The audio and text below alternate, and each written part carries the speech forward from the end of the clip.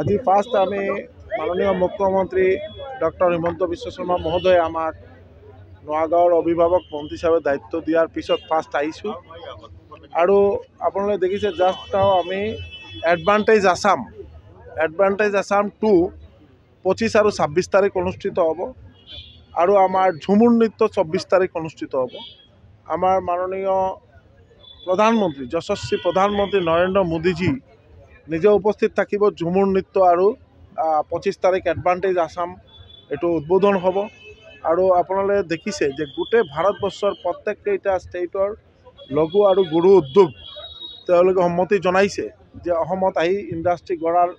তেওঁলোকে আগ্ৰহ জনাইছে আৰু মাননীয় মুখ্যমন্ত্ৰী যেনেকুৱা গোটেই ভাৰতবৰ্ষৰ বেংগলোৰ হওক, কলকাতা হওক, দিল্লী হওক, মুম্বাই হওক, গুজৰাট হওক, প্ৰত্যেককেইটা ষ্টেটে কেপিটেলে গৈছে আৰু আমাৰ বিদেশত জাপান, কোৰিয়া, থাইলেণ্ড প্ৰত্যেকটা কাণ্ট্ৰিত গৈছে। উদ্দেশ্য এটাই যে অসম যাতে এটা ইণ্ডাষ্ট্ৰিয়েল হাব হিচাপে প্ৰতিষ্ঠিত হয় আৰু আমাৰ যিটো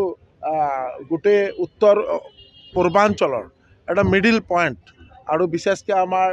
প্ৰধানমন্ত্ৰীজীৰ যিটো নীতি এক্ট ইষ্ট পলিচি তাতে আমাৰ যিটো মানে ইষ্ট এছিয়ান যিটো আমাৰ এছিয়াৰ লগত বিশেষতঃ মানে দক্ষিণ পূব এছিয়াৰ লগত যে কানেক্টিভিটি হ'ব তাৰ উদ্দেশ্যে যেনেকুৱা আমাৰ মাননীয় মুখ্যমন্ত্ৰী মহোদয়ে কাম কৰি গৈ আছে তাৰ কাৰণে আজি বহুত মানে কৃতজ্ঞতা জনাইছোঁ। আজি ইয়াত আমি গোটেই আমাৰ নগাঁও, মৰিগাঁও আৰু হোজাই জিলাৰ যিমান আমাৰ উদ্যোগী আৰু আমাৰ কেইটামান ষ্টাৰ্টআপ বা আমাৰ ইয়াত ৰাইচ মিলৰ আছে বা আমাৰ সৰু সৰু যে তেওঁলোকে লঘু উদ্যোগ যোনে চলায় তেওঁলোকক আমন্ত্ৰণ কৰা হৈছিলে যে তেওঁলোকে এডভান্টেজ আছাম 2 মানে পূৰা এৱাৰনেছৰ কাৰণে আজি ইয়াত মিটিং হৈছে আৰু সকলোৱে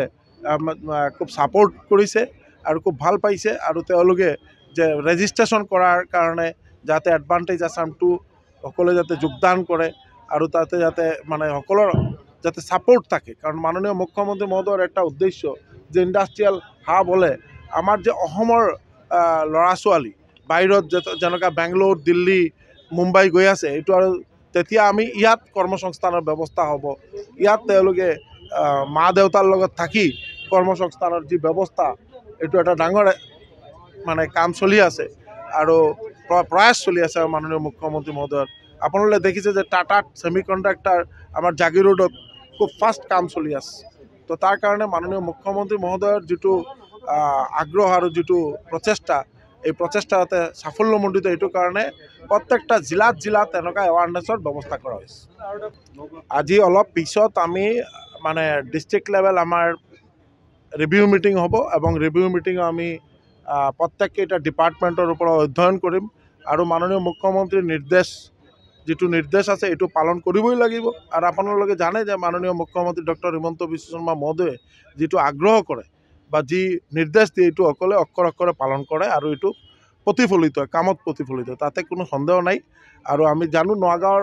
আমি যিটো অলৰেডি PPT যিটো পাইছোঁ তাতে নগাঁৱৰ বিশেষকৈ প্ৰত্যেককেইটা কেইটামান ছেক্টৰত খুব ভাল কাম চলি আছে এইটো আমি দেখিছোঁ। এটা কথা আপুনি ভাষণ প্ৰসংগত কৈছে বা নগাঁৱৰ বিধায়কগৰাকীয়ে কৈছে যে মধ্য অসমৰ নগাঁও যিহেতু দুৱাৰমুখ আৰু ইয়াতে বিভিন্ন স্থল আছে, মৃত্যুঞ্জয় মন্দিৰ আছে, বৰদোৱা আছে, তাৰপিছত আপোনাৰ কাজিৰঙালৈকো চমু হয়। ইয়াত এয়াৰপৰ্টৰ ব্যৱস্থা কৰিব পাৰি নেকি? তেনেকুৱা ব্যৱস্থা আপুনি মুখ্যমন্ত্ৰী এইটো আমাৰ মাননীয় বিধায়ক মহোদয় ৰূপক শৰ্মা মহোদয়ে কৈছে আৰু বিশেষকৈ নগাঁও 2টা নেশ্যনেল হাইৱেৰ একদম মিডিল পইণ্ট আৰু ইয়াত বহুত মানে প্ৰগ্ৰেছ হোৱাৰ বহুত ব্যৱস্থা আছে।